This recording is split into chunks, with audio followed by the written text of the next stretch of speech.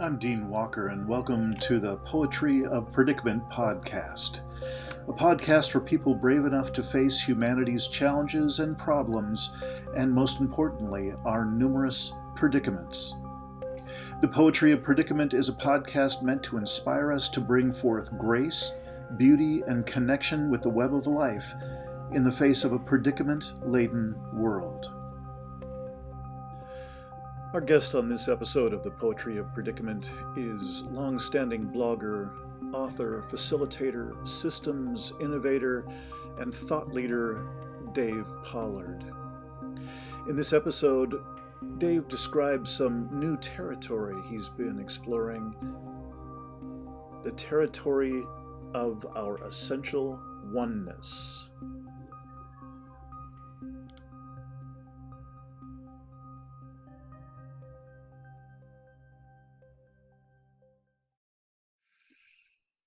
All right. Well, I am once again just pleased as can be to be hosting another episode of Poetry of Predicament podcast and being here with Dave Pollard. And Dave, you've been on here with me, I think twice before, at least once. I think just once, yeah. Okay.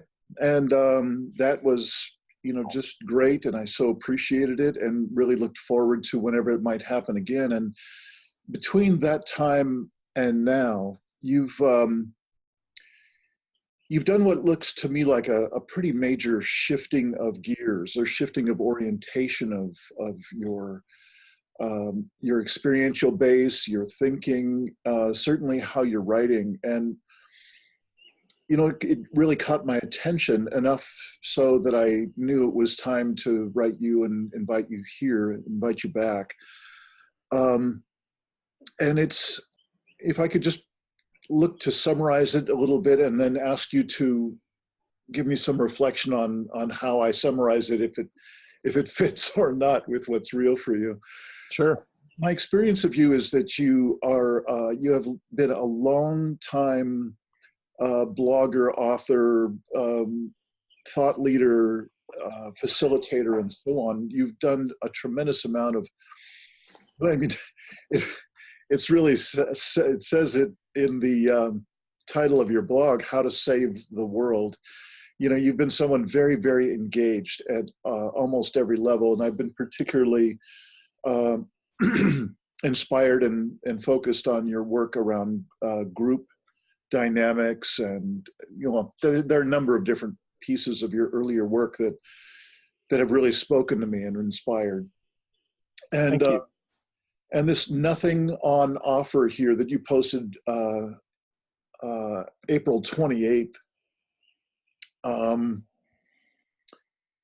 it seems to reflect a fundamental shift in your stance about what there is to do in this world, what is a grounded and, for lack of a better word, a good motivator for you at your core. And it seems substantially different than the work and the orientation that you had before. So thanks so much for coming on and being willing to have this conversation. So how did I do in recapping what I think the shift has been for you? I think that's probably fairly accurate. I mean, I've been blogging now for 15 years, ever since I kind of started this exploration into how the world really works, and got involved more in the last few years about what's the essential nature of human beings. And what's happened is that for the last few years, I've been kind of dragging that entire 15-year history of the blog along with me. And I think what's happened in the last year or so is a consolidation. I think I've finally reached the stage at which all of these new learnings I understand now where they fit in the kind of bewildering path that I've gone along from the days in which I was convinced that blogs could save the world if we were all innovative and we all pulled together, and we were going to turn everything around. It was going to be the next 60s generation was going to come along and stop us from going off the precipice. And since that time, as we discussed last time, I've kind of given up on that idea. And I've kept the title of the blog partly because it gets me great Google rank and some fascinating emails from people. But also partly because it's tongue-in-cheek, because of course I no longer believe that we can or need to save the world.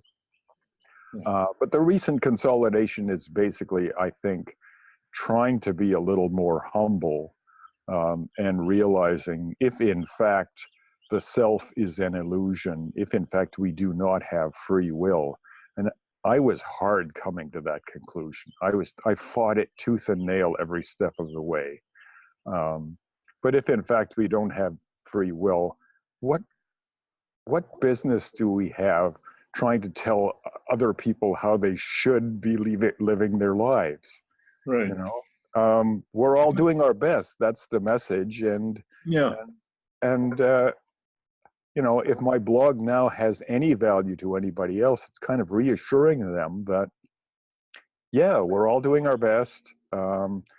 There's nothing that needs to be done or can be done or should be done. And so let's just live our lives as meaningfully, as fully, as joyfully as we possibly can.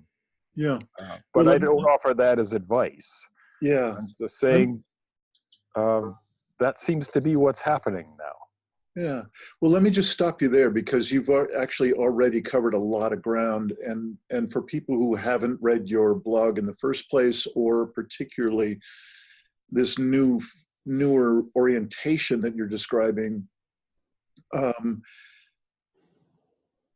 can you take us through the transition, a few of the steps of the transition that you've just described? Like, particularly for me, what's difficult, it has always been difficult in the non-duality conversation. We were just talking before we started recording about the science and non-duality website and organization and so on that's been a long time kind of propagator of this one brand of this conversation. Right. And certainly a lot of thought leaders and videos and so on, they've really been, at it a while. And I've for a long time, I've had a number of ways in which I couldn't jump the hurdle that they would be presenting, one reason or another. And perhaps we can get to some of that later. Mm-hmm. I'm curious for you, if you would just take us back through a couple of the steps you just described very quickly, like to go from being as engaged and prescriptive and supportive and hopeful, if you will, that, Right. as your orientation before might have been. Mm-hmm. And you just kind of jumped in a few sentences to this new orientation, new to you now anyway. And I'm wondering if you could just share, what were some of the hurdles that you needed to jump to be able to land where you've landed? I think it would be really useful. It certainly would be for me, because I've struggled. It's been years really that I've been occasionally looking in on and feeling into the orientation of the non-duality philosophy or orientation towards being Right. a being. And I would just love to hear, how did it go for you? What was good, bad, or indifferent? What was hard? What was easy? Sure. I think there were 3 steps, and I think the radical non-duality step is the third one. And it kind of made the previous 2 make sense and made them more bearable. So maybe I'll quickly touch on the first 2. And the first one was after reading books like John Gray's book, Straw Dogs, not to be confused with the movie of the same name.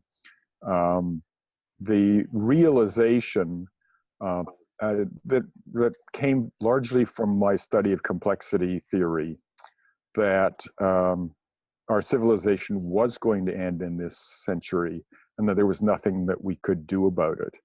And when I started writing about that about 5 or 7 years ago, a lot of my readers really reacted to that message. They called me a defeatist and so on. And I said, well, I'm just telling you what the science says, what complexity theory says. And if you look back through the history of how civilizations have risen and fallen in the past, this is just the same message, that we're not going to be able to stop the collapse of our industrial civilization in this century. And that's not necessarily a bad thing. And what made that message bearable for me was the realization that after industrial civilization, the survivors, who will probably be very few in number relative to our current population, will learn to live again in harmony and in concert with the rest of life on Earth. They will have to reconnect, because otherwise there won't be any humans left. We won't have the prosthesis of technology that allows us to live separate, at least in our own minds, from the rest of life on Earth. So that was the message. And I started writing at that point a lot of fiction about human societies after civilization. And it was really joyful compared to most of the dystopian cli-fi, as it's called, climate science fiction. I was writing stuff about absolutely incredibly diverse, dynamic, connected, exciting societies, human societies to live in. So that helped me with the first step to kind of come to grips and to live with that realization that no matter what we do, we're not going to fix it. That doesn't mean that we're not going to try, but we're not going to fix this civilization before it falls apart. And the second was when I reread a book called Rogue Primate, because I was trying to figure out John Gray's argument, which I never really liked, was that we are inherently a violent and destructive species. And that was the one part of his books that I just struck me as being too Catholic, if you'll pardon me using that term with a small c.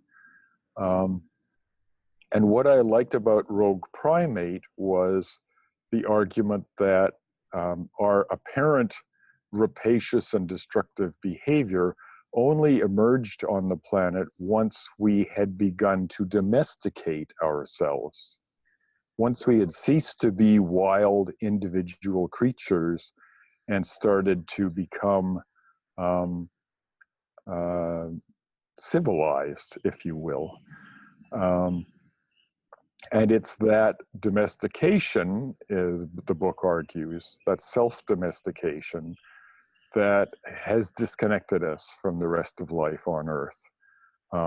And his argument as well is there's nothing we can do about that.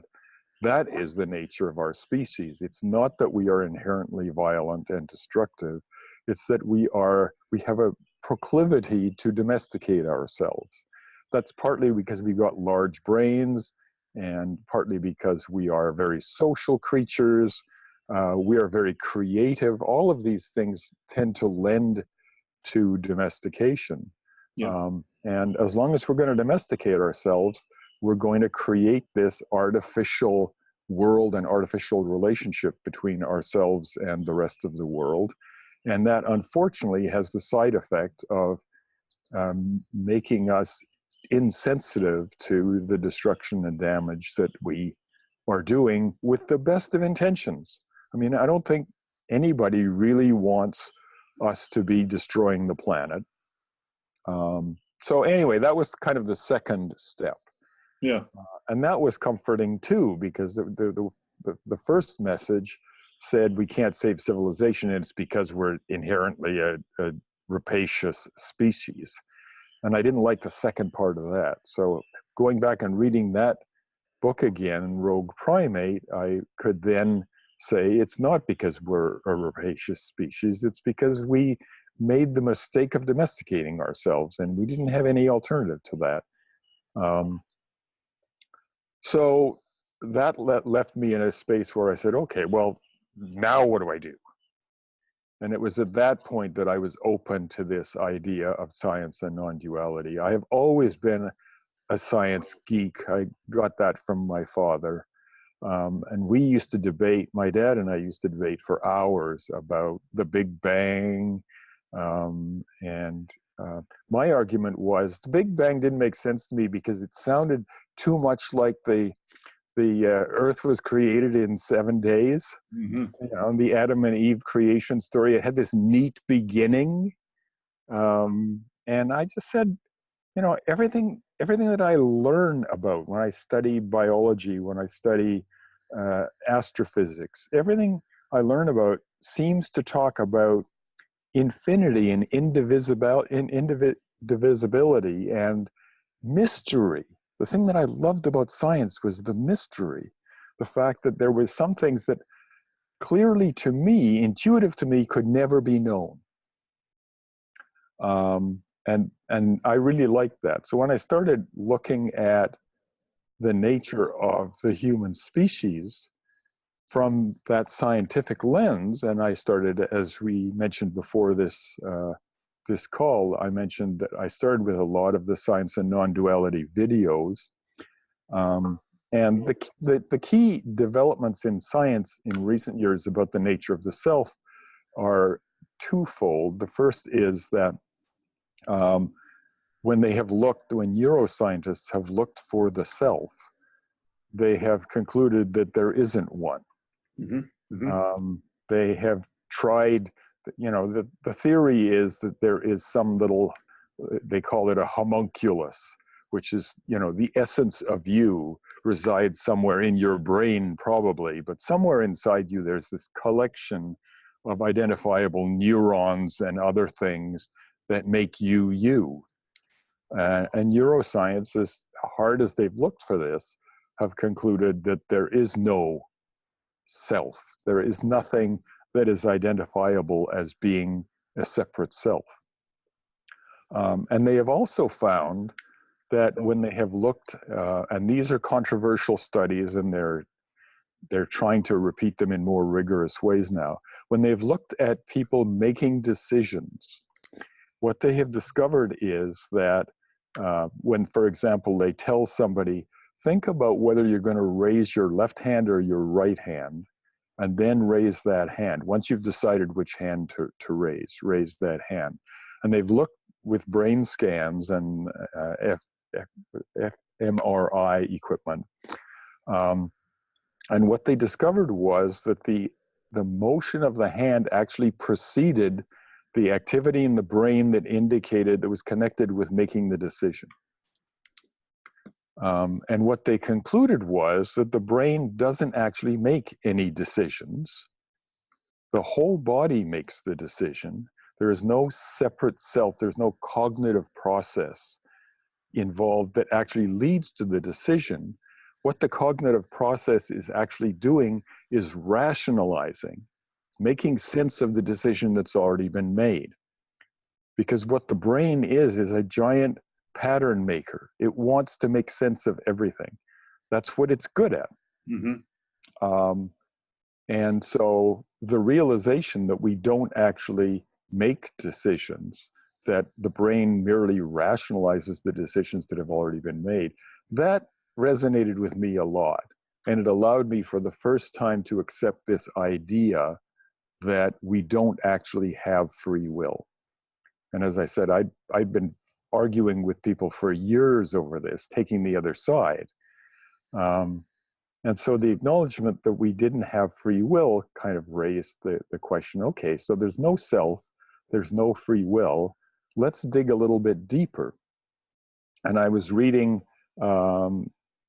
books about the nature of time at the time because I was intrigued about, you know, the problems with Big Bang theory, the problems with string theory. None of the current theories, they were so full of holes that they were almost indefensible.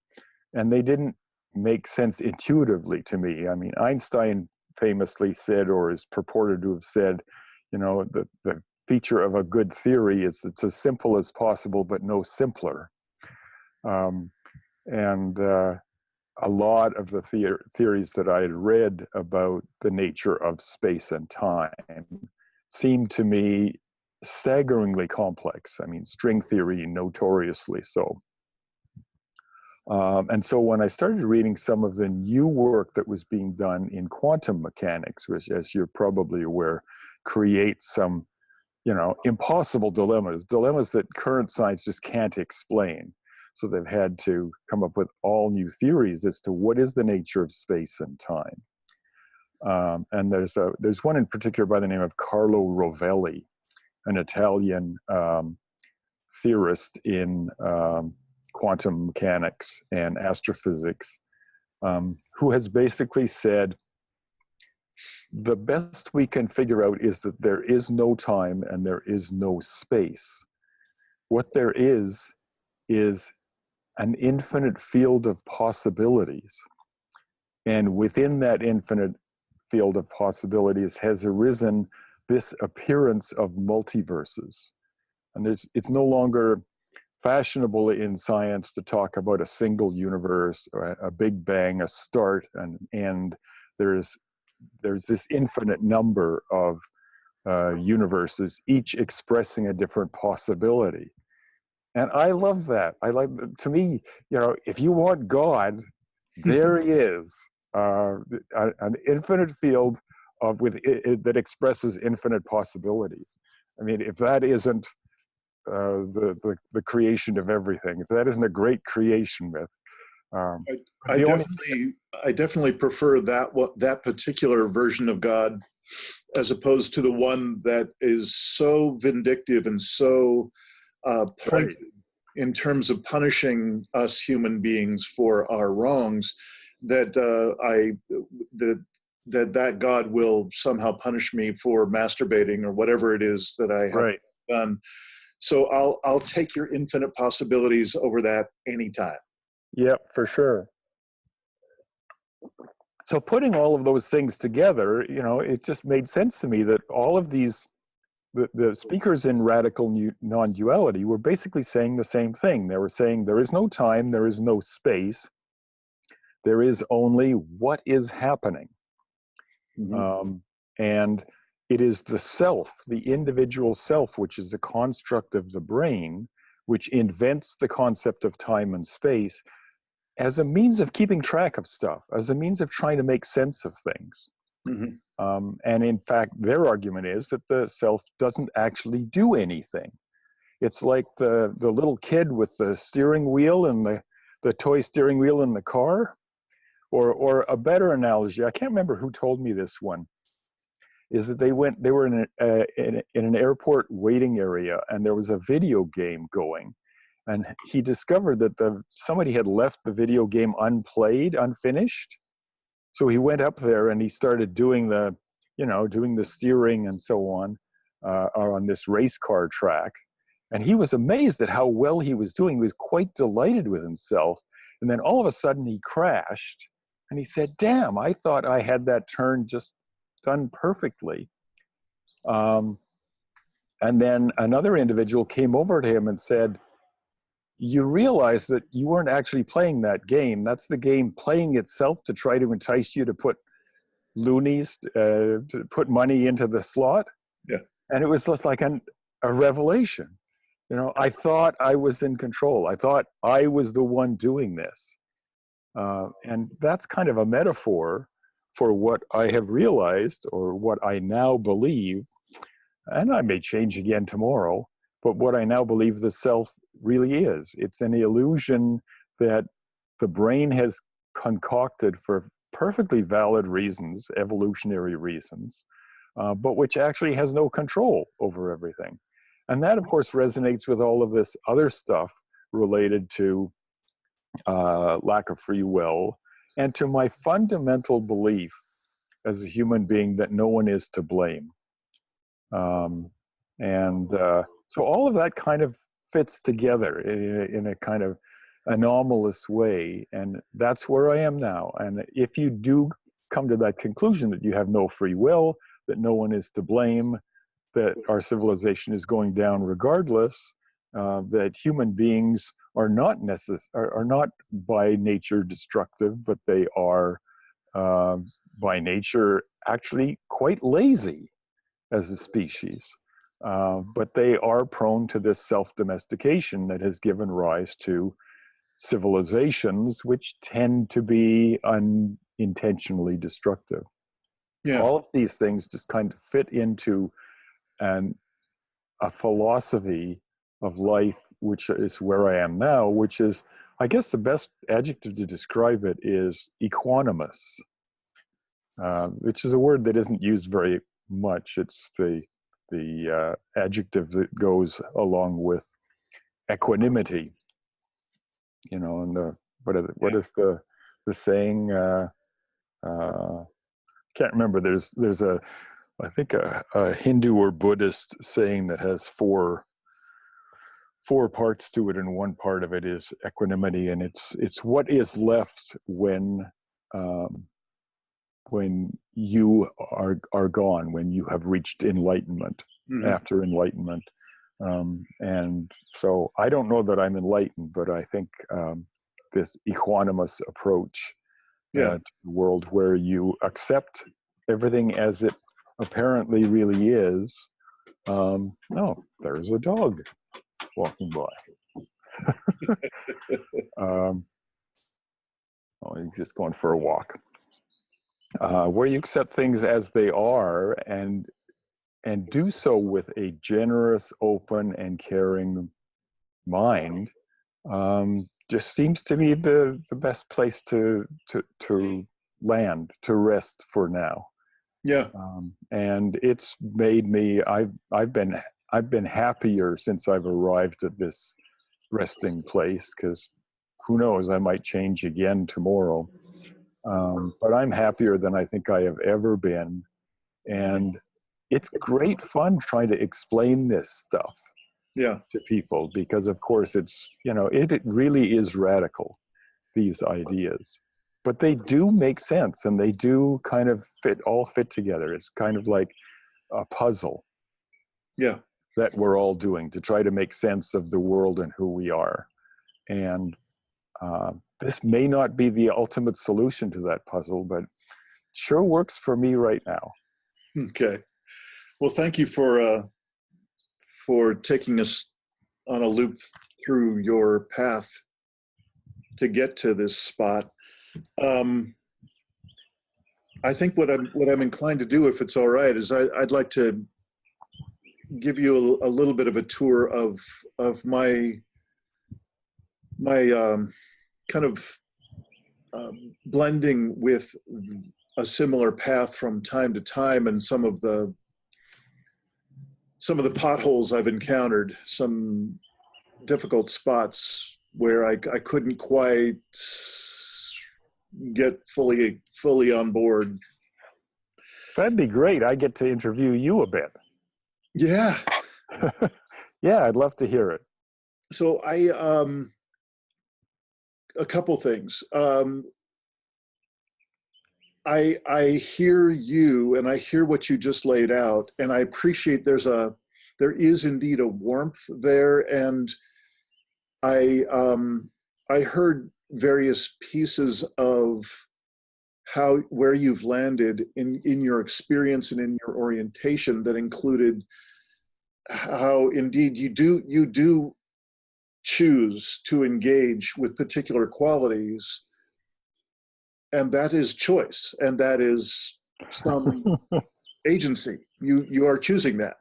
So you can say that you're completely disengaged from that, or that, the self is illusion and really we have no choice, but I hear you still having a bit of choice. And I love that personally. That works for me, and that would have avoided a few of the potholes in my earlier encounters with non-duality.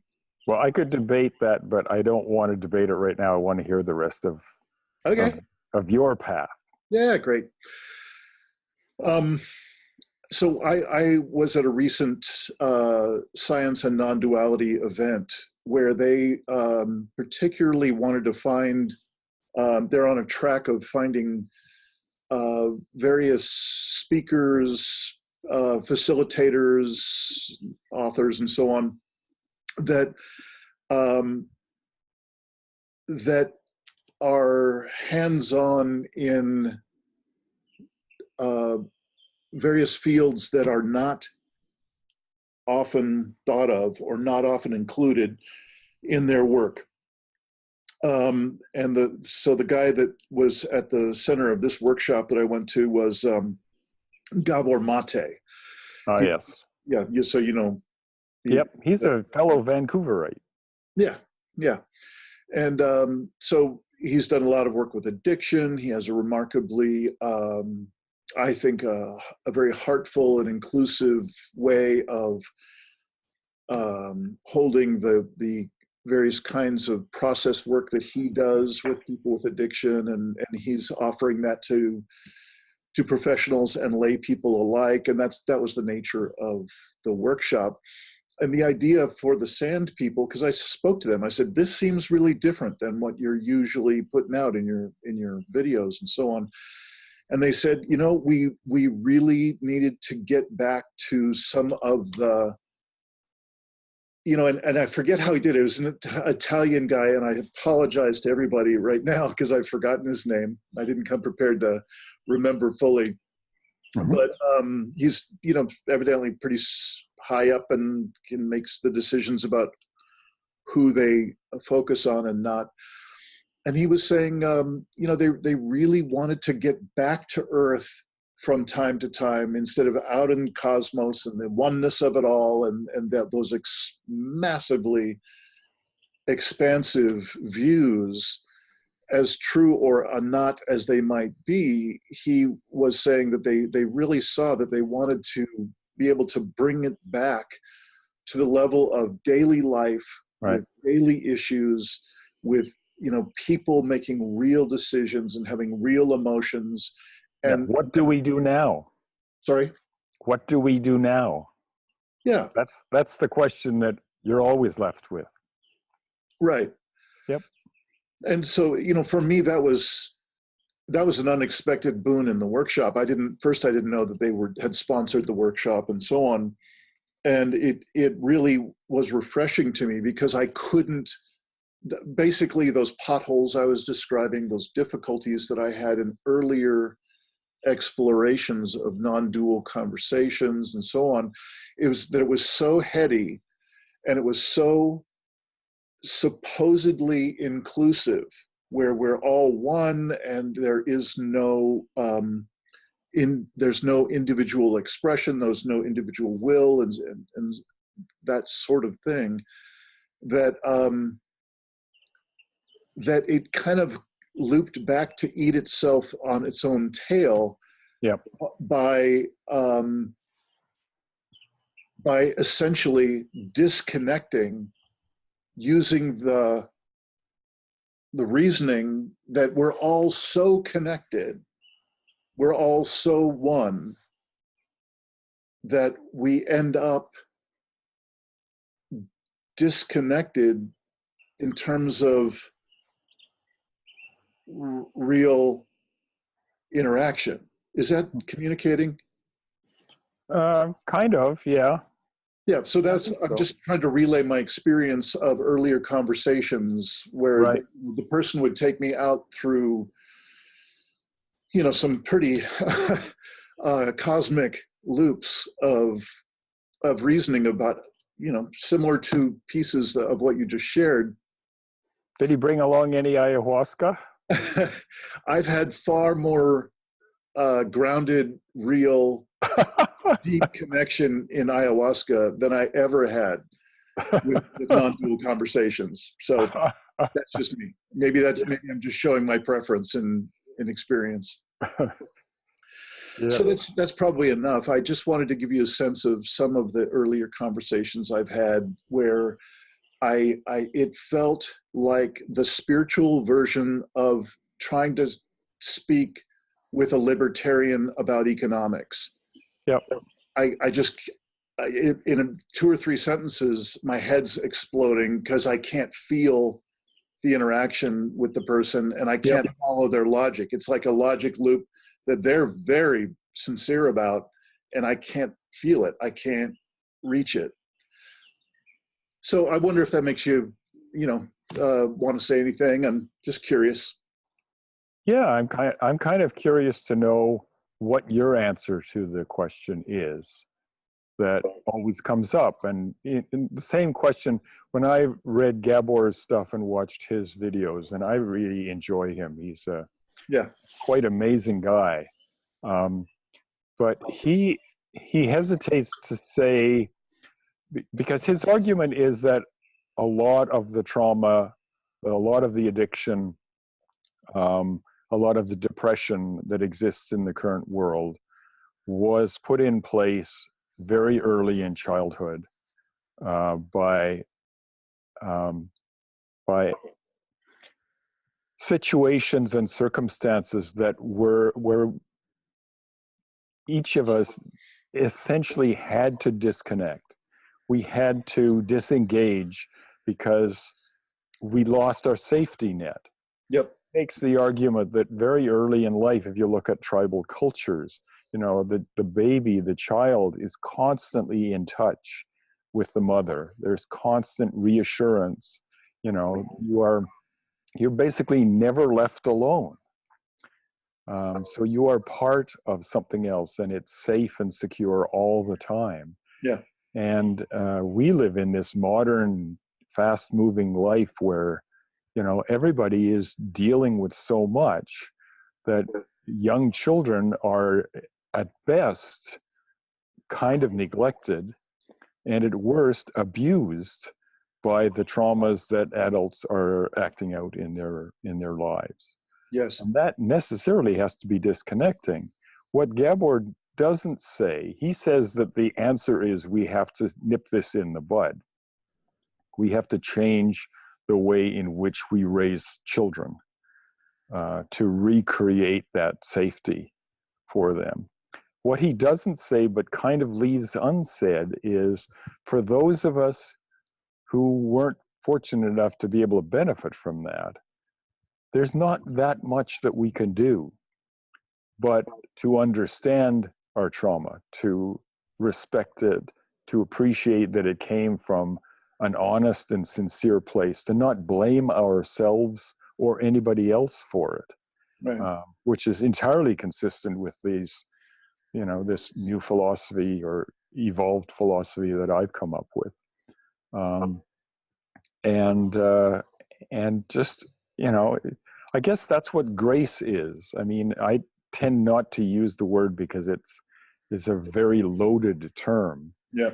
But this getting to a space where you don't judge other people, where you accept things the way they are and don't judge them as being bad or somebody screwed up or my life is unfair or any of that stuff. It's an enormous journey. It's very difficult to do, and there's no guidebook for doing it. Yeah. But my sense from Gabor is that's the best that we can do. We do need to improve the way in which we raise our children, but for those of us who are already damaged, the best that we can do is to understand, appreciate, be equanimous, and look upon each other with compassion. Yes. And you see that in his eyes when he talks. The man is a walking example of enormous compassion for other people. Yeah. So I saw that. That workshop was the first time that I'd been with him live. I'd watched lots of videos, but this is the first time seeing him live, and I agree completely. And the only thing I might offer in addition from that experience is that I think he is suggesting that there is a bit more we can do. Okay. And intentionally impress on our systems at later times, in addition to everything you said, which is, beautifully laid out and true, I believe, to his way of operating.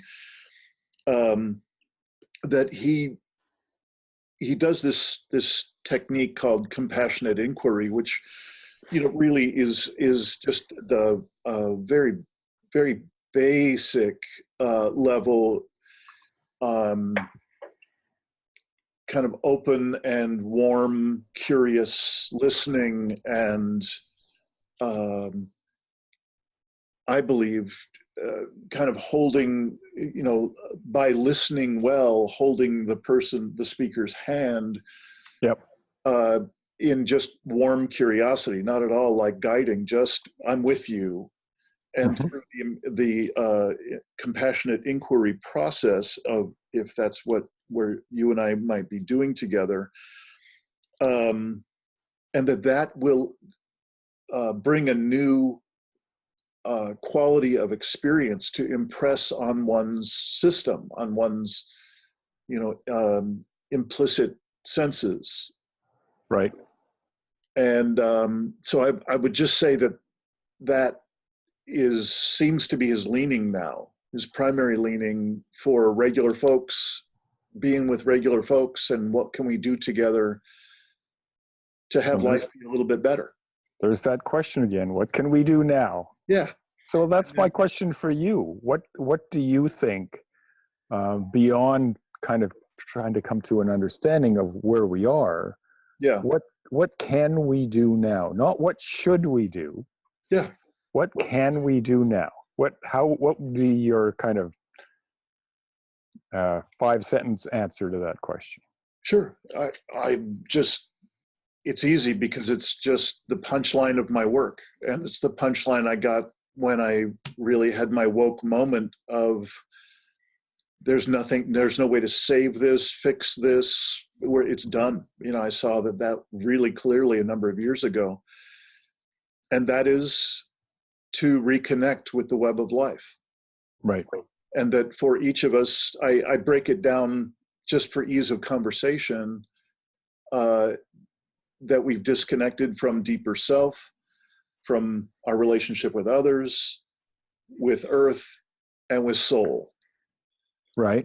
And that each person would then, if that resonates for them as a possibility, then they would just choose what practices, what activities in their life line them up in that way, and off they go.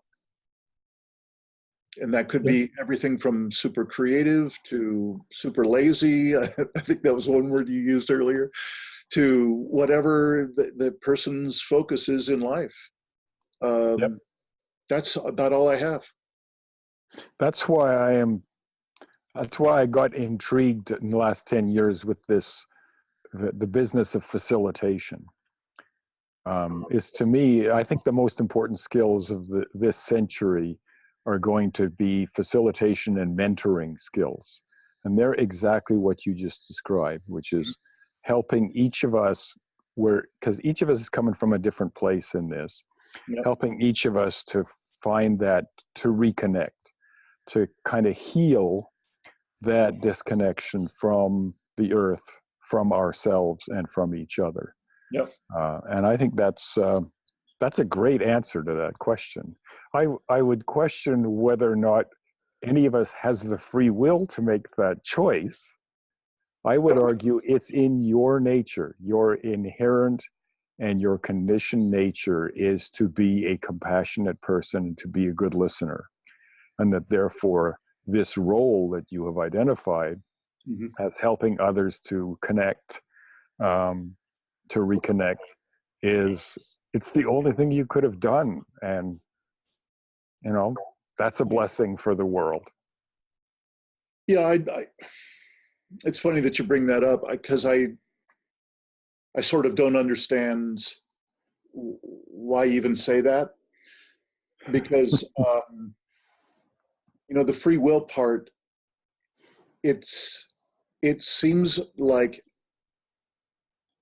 I find myself wanting to counter the no free will thing with what appears to me to be pretty close to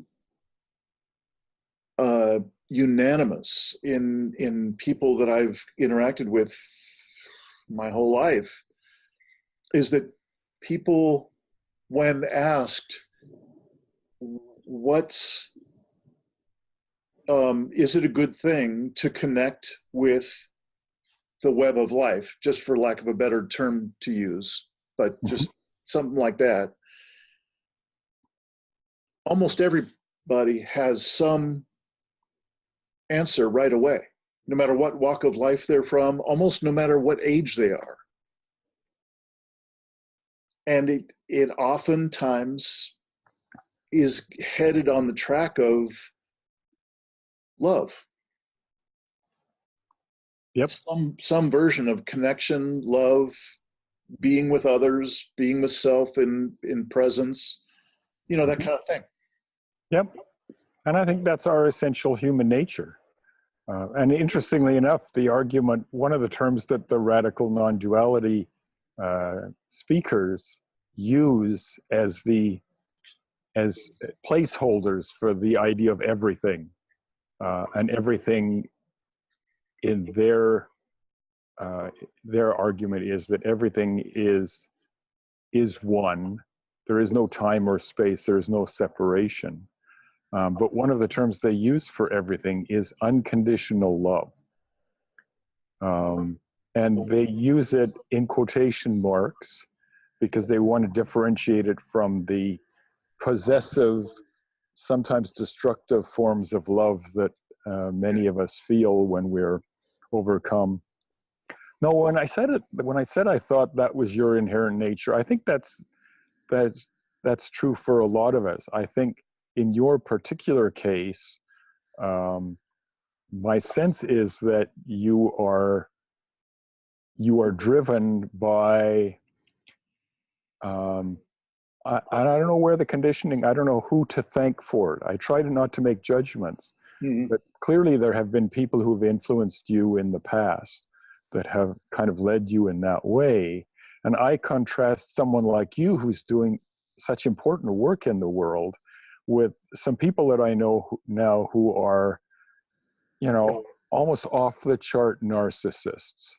And my temptation in looking at them, and I can't resist it.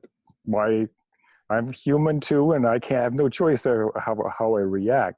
But when I see that kind of behavior, I see it as being so dysfunctional, not helpful for anybody, not helpful for them. And then I say, well, they don't have any choice either. They have been traumatized by things that have happened to them. They are suffering immensely. And what their narcissism is a scream out for help to try to come to grips with the agony that they are suffering, probably every moment, due to what must have been terrible traumas at some point in their particular lives. So while I can understand that your perception is, and my perception too, is that we do have choices and that we can choose from alternatives, some of which are better and some of which are worse.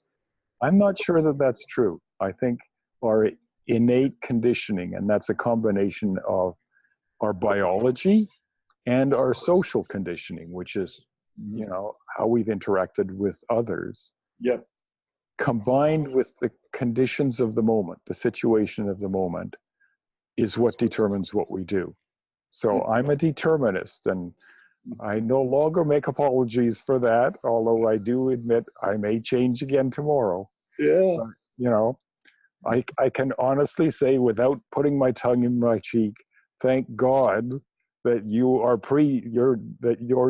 you inevitably must be doing the important and good work that you're doing so well. All right. Well, thank you for that. I'm wondering, I have a request for you to consider. I'm wondering if that would qualify me to be able to be included in the list that you have on the side of your page of your blog of people and resources that others might want to contact. Wow. You I have haven't been asked to be put on my blog roll in many years. My blog roll used to be quite a dog's breakfast of things. And as my number of readers of my blog and most blogs dropped by about 90% over the years, yeah, I kind of pared it down, and I basically reduced it to now the list of people I have the list of people who write about collapse, the list of people who write about radical non-duality, and then I have nutritionfacts.org on my blog as well, because what I learned from that site, which is a nonprofit run by a doctor, what I learned from that site has so helped me improve my diet that it has been, I think, an essential part of enabling me to reach this level of equanimity. I think, you know, you are what you eat. yeah, So I would be quite willing to do that if I can figure out where to put you. I think probably under the Collapsnik writers, sure. because I think you Fine. do adopt that, and I would be delighted to do that. I've got your last interview with me on my signature posts pretty close to the top, because I was just so delighted with your skill as an interviewer and your willingness to let me just kind of go all over the place Yeah, and just be who I was in that last interview. I really do appreciate that. And it was watching that I allowed me to get outside myself for a while and say, okay, yeah. you really have come a long way in your thinking on this. So thank you for that. And yes, I will definitely put you on the blog roll so that all of my dozen or so regular readers will be able to see it.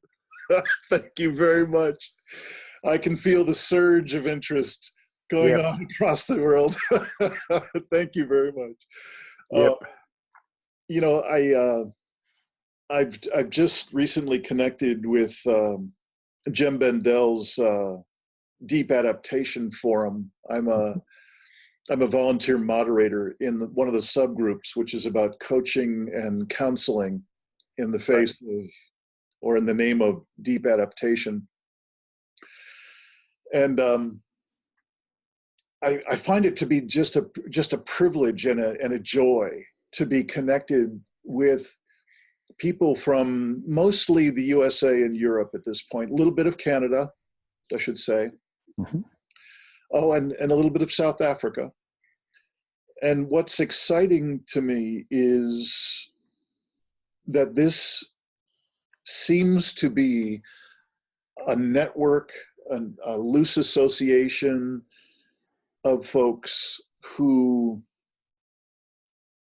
at this point, I consider kindred spirits in a still heretical conversation that we are actually in the midst of, or at the very least, right on the cusp of, collapse of social systems caused by our interaction with the environment and so on. And I just feel so blessed to be connected with a higher volume of people, and out of that I'm getting so many more either validations of aspects I've experienced before, or like with you, kind of novel orientations to what is this thing. Yes, we are experiencing an existential level event in human history, unprecedented in human history. And how is it you keep saying it? What are we going to do? What can we do? Right. And also, how can we be? You know, what can be the quality of our presence, no matter the outcome, no matter how dismal the potential future might look, and so on. First, I'm curious if you have anything to say about that newly formed thing, and I don't know if you've heard of Jem Bendell and have any reaction to his work. So let me just stop there and just see if you have any reaction, and if not, I have a second part of the question. Yeah, I did post something actually on non-duality, just as a novel idea to throw in on one of his sites, but the moderator did not see fit to publish it. But I like some of his writing. I think he's got an extremely earnest follower group. Yeah. And as a result, the passions tend to run fairly strong in that group. And that's kind of fun for a while, but I find it exhausting after a little bit of time. And my sense is that we're going to see more and more of this. This is going to become mainstream. Mm-hmm. Certainly in our lifetimes, and who knows how quickly it will happen. It'll be interesting to see who are seen as the leaders, or whether or not we can actually move past the cult of leadership that has led us to the current bout of leaders who I will say nothing more about, because they're probably the worst that we have ever had. Yeah. And I would like to hope that we're going to find better solutions through facilitation and mentorship, through collegiality, collaboration. I found that the transition movement was kind of my group to do that, where I've had permission, and we brought our transition group brought Carolyn Baker up, for example. Yeah. And my experience with that is that it's given me the opportunity to cry over civilization's collapse, and over the dread, the anxiety, the sadness about what we are doing to the world, to the natural world, and what we're going to reap as a result. Yeah. It's kind of terrifying. And the best that I've been able to do is to say, let's make one thing clear: this is not going to be Mad Max. And unfortunately, we have some groups of collapseniks, like the preppers, who are preparing for a Mad Max scenario, and they're getting a lot of press. And I think that's really unfortunate. Yeah. That's happening. That we need to. There I am saying we need to. That's the same as we should. But nevertheless, it is to be hoped that there will be more of a trend to more positive, collaborative, understanding that the way in which we're going to cope best with collapse is working together, sharing what we know and what we do. What transition has taught me is that the two most important things that we can do in the coming years is learning new skills, particularly skills that have been lost. We run a Fix-It fair, for example, and a lot of the people come to the Fix-It fair not to get things fixed, but to meet with other fixers so that they can become better at mending their own clothes, fixing their own bicycle, repairing appliances, So those kinds of they're not really survival skills, but they're relearning. They're taking back our self-sufficiency from a world that has made us so dependent on it for perfectly understandable economic reasons. They want us to be mere consumers, because that way they can sell us the most stuff and make the most profits. Yeah. So to reduce everything to a purchasing decision is the best thing that could happen in their model. And again, I don't blame them for that. They're doing what they think is the best thing to do in the circumstances. Yeah. And the other skill beyond relearning some of these essential skills, how to grow your own food and stuff like that, is rebuilding community. And I'm very fortunate to live on a small island where you can actually do some of that kind of stuff. It's not a big, amorphous and anonymous place where nobody knows their neighbors, where you actually can get together and have a potluck with 30 of your neighbors that most of whom you may never have met before. And you can sit down and in the course of the evening learn that this neighbor knows how to do this neighbor knows how to do that. Oh, you have a spare generator. So, where did you get it and how do you maintain it and that kind of stuff. Yeah. All this strength that can come from rebuilding the basics of community. Yeah. So that's kind of what transition has become for me. It's been my group equivalent to what you're finding with Jim Bendel's stuff, Yeah. which is a group of like minds who are kind of at the same place and looking for compassionate ways of dealing with it. Yeah. But at the same time, I've been working on this for 10 years now, and we haven't learned a lot of new survival skills, and we haven't made great strides. We've made some small strides, but we haven't made great strides in building community. And the reason for that is that we're all so busy trying to maintain the existing system that we don't have the time to do that. Perfectly understandable. And, when collapse starts to hit, and my message has always been, this is going to be, I can't remember who coined the term, the long emergency. I think it might have been the architect. Alexander? No, the guy, the guy who writes the very irreverent collapse website and has written all those books, A World Made by Hand. Kunstler. Kunstler. I think he may have coined that term long emergency, but yeah, the idea that unlike a Mad Max scenario, we're going to have a generation or two to adapt to the slow and uneven collapse of our civilization culture.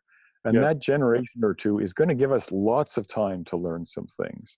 So we don't need to beat ourselves up over the fact that we haven't learned yet in the last 10 years how to make our own clothes. And we've made just very small strides in building community. As a species, we seem to be preoccupied with the needs of the moment. And the needs of the moment for most people right now is bringing up their kids, putting food on the table, making the current system, unsustainable though it may be, last and do as well within it as they can. But when, my learning from my grandparents in the Great Depression was when things start to get tough, we're a pretty responsive and creative species. So I don't think we need to worry about the fact that we're not prepared. I think when the time comes, we will, at the very least, we'll reconnect with each other.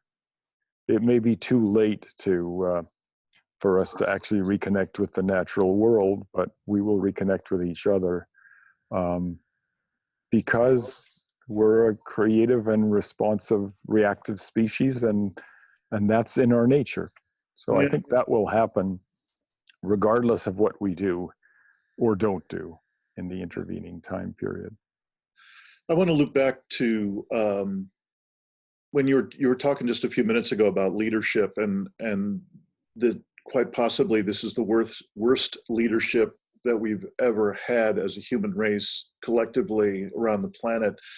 And I tend to agree. It's getting more toxic and more scary for me by the day. With that said, I'm also aware of some trends that at the very least I find validating and inspiring. One is is the inclusion of more and more women at every level. And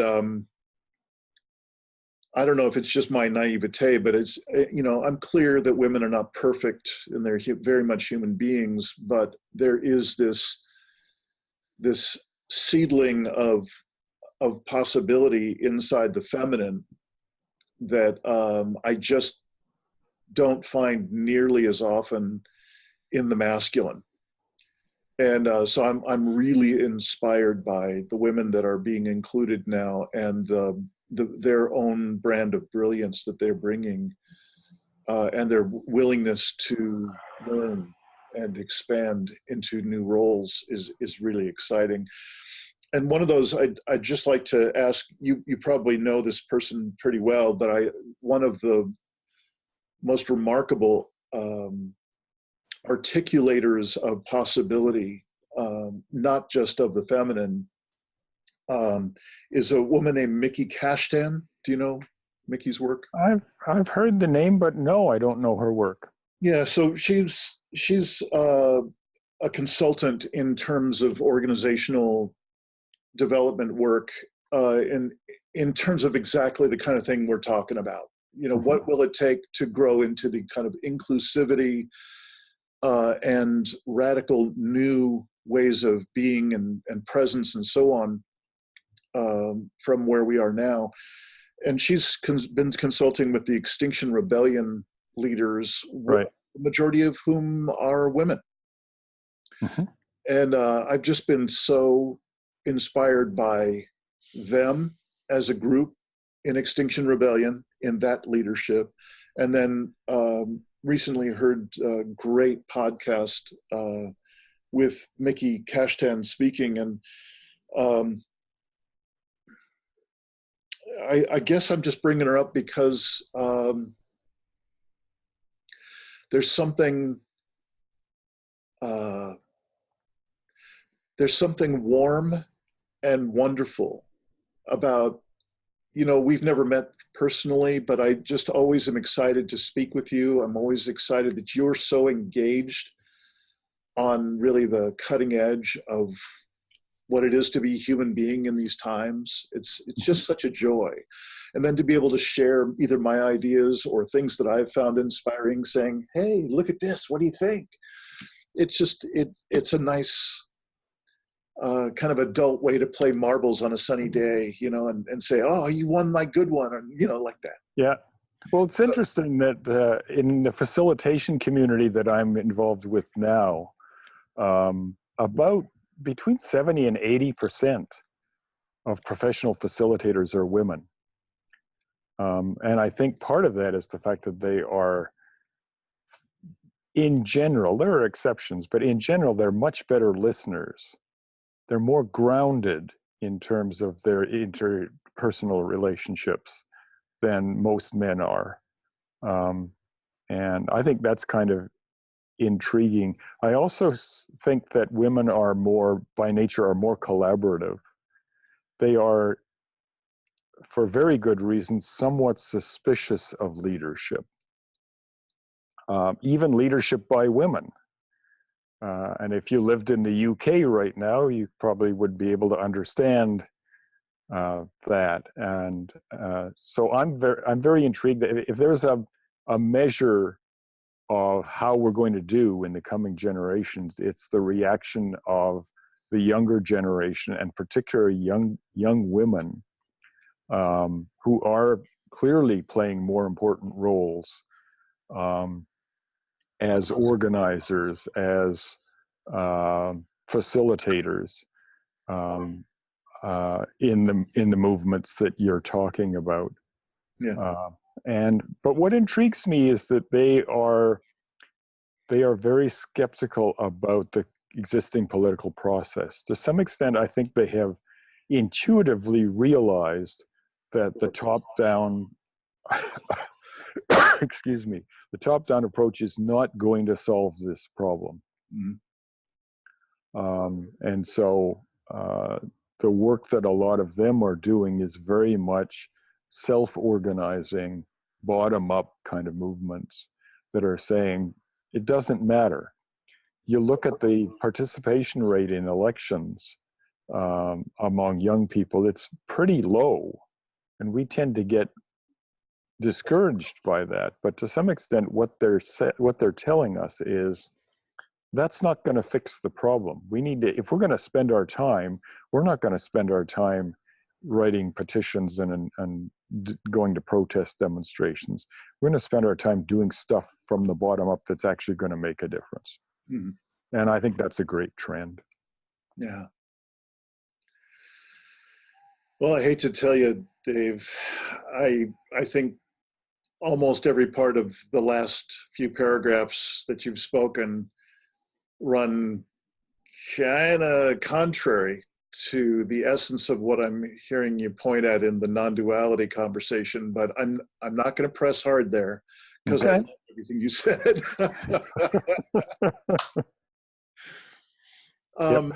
Dave Pollard, I think I'm feeling the window of this particular interview time starting to close. It's been an absolute joy, and I so appreciate your being willing to kind of take us through the recent kind of pathway that you've been walking and where you've landed. And I'm curious if you have anything to say that you'd like to wrap up with. I don't think so. I think, you know, when I put together that article, I put it together as kind of a prep for this interview. Mm-hmm. And the 7 messages, particularly the fact that no one is to blame, I think probably is the most important message. All 7 of those, I think, are important. And all 7 of them, even if you don't buy them, I think they lead to a place where you can be at peace. You can be aware, self-aware as possible. And I think that's the state that will put us in best stead facing the times that we've got ahead. Mm-hmm. And I don't think you and I are that far apart in that. Yeah. And at some point or other, I'd love to debate in a kind of a more intense way with you that I don't think would lend itself very well to a podcast format. Sure. But in a more intense format with you about some of the things that you are arguing. Mm-hmm. Because you may well be right. I may be completely off base on them, but at some point or other, it would be fun to kind of hammer through those differences and see whether or not we're actually on the same page, which we may be, or not. I'm always skeptical of everything that I believe. Mm-hmm. It's been a wise place to come from because I've believed some really stupid things in my life. And it's quite possible that some of the things I believe now are also really stupid. So I'd be open to having that conversation. I think it would be fun. And again, you know, thank you for what you do. Thank you for kind of being on the bleeding edge, because as I say, I think this is going to be, in 10 years, this is going to be mainstream. I don't think the big names that that are in this kind of collapsnik movement now will be the big names in 10 years. It really is interesting how the pioneers quickly get forgotten. Yeah. In this stuff. And I have no aspiration to be remembered as somebody who was ahead of my time. I think that's just about as bad as being behind your times. Right. But it will be interesting to see 10 years from now where this movement is as it becomes more and more mainstream and as we start running around in all directions looking for more urgent solutions. And most of us, I think, will be saying it's about bloody time that we gave up on the old ways of trying to fix things and started doing some new things. But can't we get this coordinated a little bit better? Yeah. And the answer to that, probably, knowing what I do about human nature, is no. But it'll be it's going to be a great fun time to go through as anxiety creating as it will be at the same time. So I'll be glad to be on that journey, and I'll be glad that you'll be on that journey with us. Yeah. Thank you so much for spending time, and consider me an absolute yes for that eventual deeper hammering conversation that you were talking about. Well, have a wonderful, wonderful day. It looks like a beautiful day that you're sitting in. Yeah. And a lot nicer than the kind of chilly garage that I'm in actually in the moment. Well, I'm sure it's gorgeous outside. You actually look like it's almost a Kalapsnik background, like the red fireball in the background, and so maybe you're dressed for the times. Maybe. All right. Dave, thanks so much for your time. Thanks so much for your work and your heart and your passion. And I look forward to our next time together. Me too. Thanks very much. See you later, brother. Bye.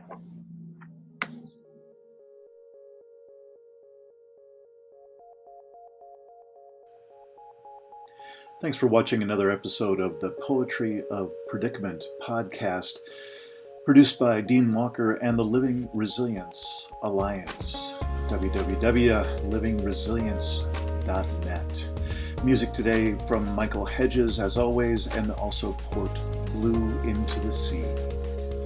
Also available on our website, www.livingresilience.net, is a wide array of articles, online learning series, arranging group and individual resilience coaching, and sign up for our every other Tuesday free support group that we call Safe Circle Calls.